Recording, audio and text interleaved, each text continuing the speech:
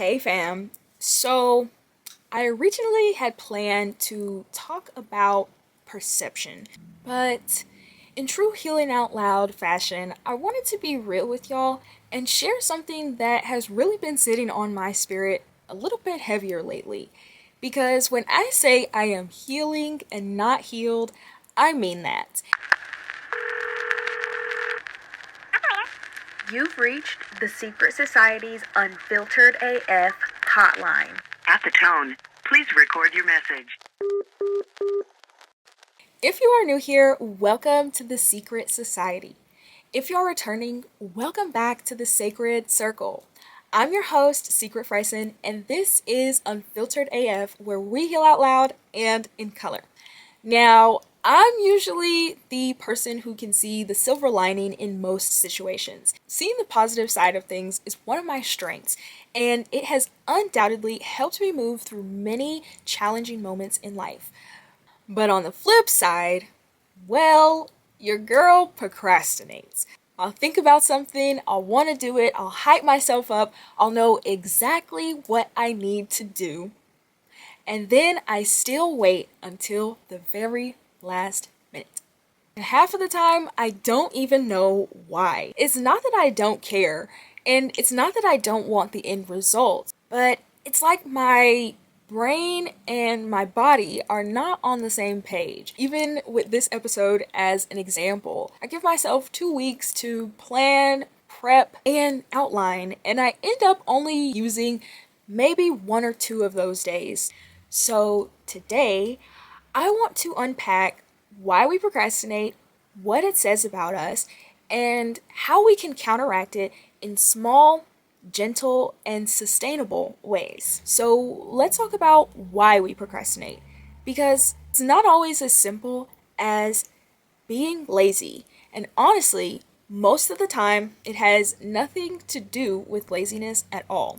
A lot of procrastination is actually an unconscious reaction to something deeper. It's your mind trying to protect you from something it thinks is uncomfortable or overwhelming or risky.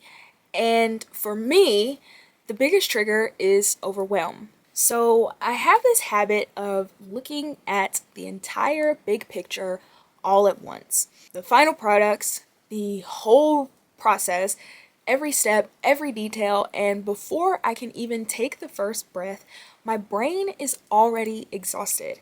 And when something feels too big, too heavy, or too where do I even start, my mind just kind of dips out before I even get a chance to tap in. And it's wild because it's not that I don't want it, and it's not that I'm not capable. It's just like my brain kind of looks at the whole mountain and forgets that I'm only supposed to take the next step, not climb the whole thing today. And that overwhelm kind of blends into this burnout and decision fatigue cocktail. When we're tired mentally or emotionally, even small tasks feel like lifting a boulder. And once that tiredness kicks in, procrastination becomes almost automatic. Your brain just looks for the easiest escape hatch. And listen, for me, my escape hatch is my little digital farm, and anyone who plays Township, yeah, you already know. I will sit down for just a quick minute to check on my farm, check on my crops, feed my chicken, collect a few coins, and then suddenly it's 2 hours later and I'm like, oh, okay, so, all right, well, that just happened. And that's how the cycle reinforces itself. That's the thing about procrastination. It turns into a habit loop before you even realize it. The overwhelm triggers the avoidance becomes the routine, and the routine reinforces the cycle. And it's not always a conscious choice. It's a pattern that our brain falls into because it's familiar and easy. Then once you're in that loop, time moves differently. Minutes turn into hours, energy turns into emptiness, and suddenly the thing you were supposed to start earlier feels even bigger and even heavier than before, which pulls you right back into the cycle. Sometimes procrastination can show up as a form of perfectionism. Not the everything must be flawless kind, but the I want this to come out right, so I will start when I feel ready. And because ready never really arrives, we stall. Then there's fear of failure. That feeling of if I don't start, then I can't disappoint myself. And avoidance suddenly feels safer than trying. And on the flip side, some people deal with fear of success. And this is not talked about often, which we may circle back to this specifically.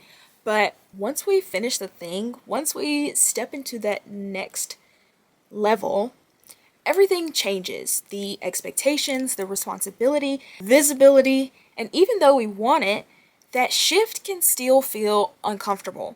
Our brain stalls, not because we are incapable, but because success feels unfamiliar. Another big one is lack of instant gratification. Some tasks don't give us that immediate dopamine hit, so our brain pushes them down to the bottom of the list even when they matter. And sometimes procrastination hits simply because we are not connected to the why. If the task does not feel meaningful or emotionally aligned, the motivation will naturally dip.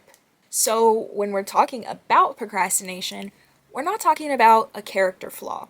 We're talking about a coping mechanism that we didn't even realize we were using. And understanding that, well, that's what helps us start shifting the pattern. So, let's talk about how to break this cycle. Not with pressure, not with shame, but with awareness and really small shifts. Because if procrastination is rooted in overwhelm, fear, burnout, or habit loops, then our solutions have to meet us where we are and not where we think we should be.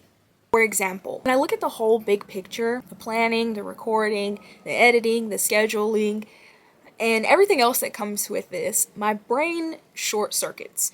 So instead of focusing on the entire mountain, I try to just focus on the next step, not finishing the episode, just opening the outline, not cleaning the whole house, just picking up the clothes, not filming the full video, just setting the tripod up.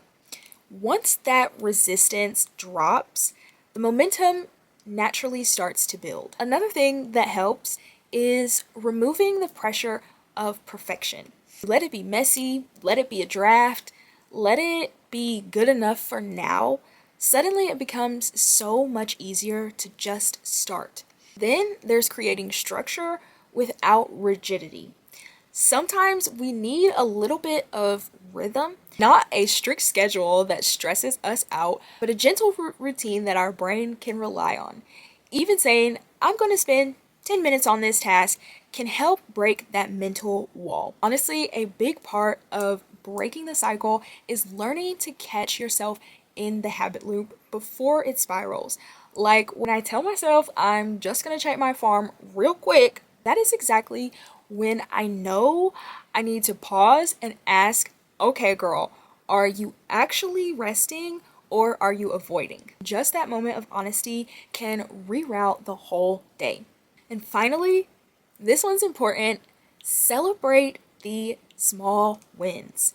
When you are someone who procrastinates, starting is a victory. Showing up is a victory. Committing 5 minutes is a victory.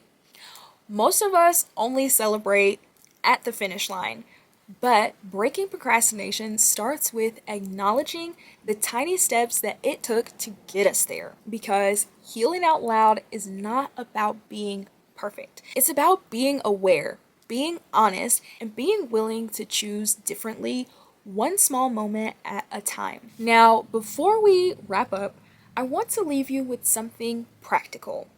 Something that you can actually take with you after this episode, because awareness is powerful, but awareness paired with action, that's where the shift happens. Here are a few gentle prompts you can use this week to explore your own patterns. What part of this task feels heavy for me. What is the next step? Not the whole picture, just the next one. Am I avoiding or am I genuinely resting? What would this look like if I let it be easy?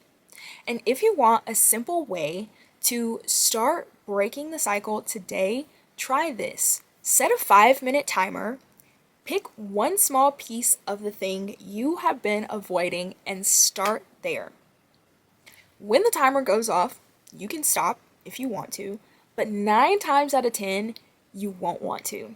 Momentum is a quiet miracle worker. And those of you who feel like you have mastered procrastination or you've made real progress, I want to hear from you. What helped you? What shifted your mindset? Drop your experience in the comments so we can learn from each other. This space is a circle, not a stage. Your story might be exactly what someone else needs to hear. So wherever you are in your journey, whether you are just noticing the pattern or already breaking it, know that progress is still progress. Because at the end of the day, procrastination doesn't make you broken. It doesn't mean you're behind. It's simply a pattern, one that you're allowed to understand, interrupt, and rewrite at your own pace. Healing isn't linear and it's not always glamorous. Sometimes it looks like opening up a notebook that you've been avoiding. Sometimes it looks like committing 5 minutes of effort. And sometimes it looks like talking about the things we're still working through, just like this. And that's okay. That's real. That's growth. So thank you for sitting with me, for being open, and for healing out loud with me today. If this episode resonates, make sure you share it with someone who needs that gentle nudge. And don't forget to join in the conversation in the comments. Please don't forget to hit that like button and that bell. It helps more people find our sacred circle.